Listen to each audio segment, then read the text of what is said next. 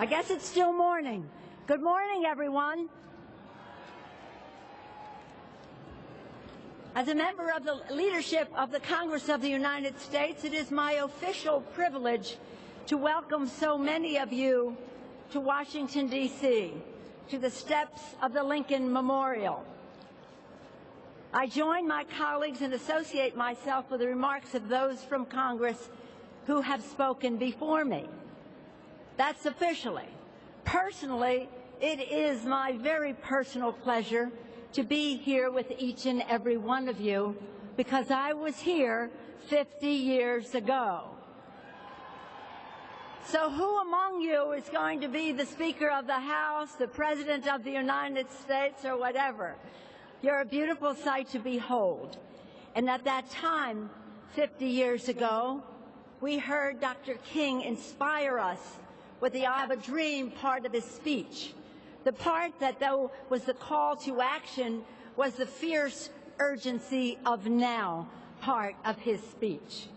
In that time, Dr. King says, we refuse to take the tranquility drug of gradualism. We must move forward. And forward we will. If it was fierce then, urgent, it certainly is now. 50 years ago, there were only 5 African-American members of the House of Representatives. There was no Congressional Black Caucus. Today, there are 43 members. We want more, but there are 43 African-American members. And they are led by Congresswoman Marcia Fudge, whom you've heard from, and they are the conscience of the Congress. And in that Black Caucus, we have the privilege of serving with John Lewis, some of us for over 25 years in the Congress, and aren't we proud of that?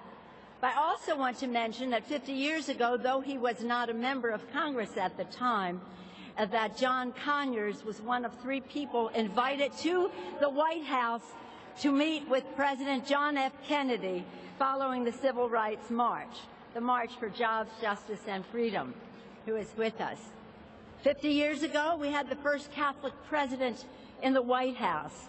Today, we have the first African-American president and the first African-American first family leading our country so beautifully from the White House. You know, we come together here at a time when there is a monument to Reverend Martin Luther King on the Mall. Here he sits with presidents of the United States so appropriately. We have a day set aside as a national holiday to celebrate his birthday. But he would want us to celebrate him, his birth, and his legacy by acting upon his agenda, by realizing the dream, by making the minimum wage a living wage, by having not just family and medical leave, but paid sick leave for our workers, by having quality, affordable child care so that our families can be, the power of women can be unleashed in our economy and in our society.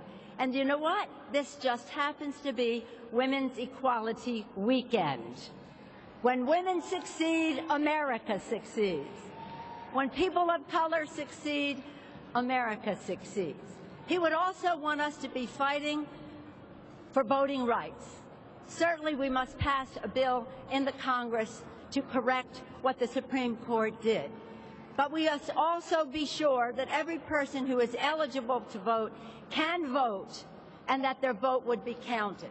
When I was here 50 years ago, people said, oh, and that includes voting rights for the District of Columbia.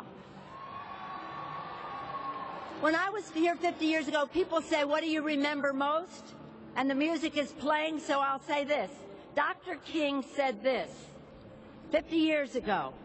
The music of the march, the harmony of the civil rights movement, the notes of Dr. King's inspirational words must continue to inspire us to compose, as Dr. King said on that August afternoon, a beautiful symphony of brotherhood.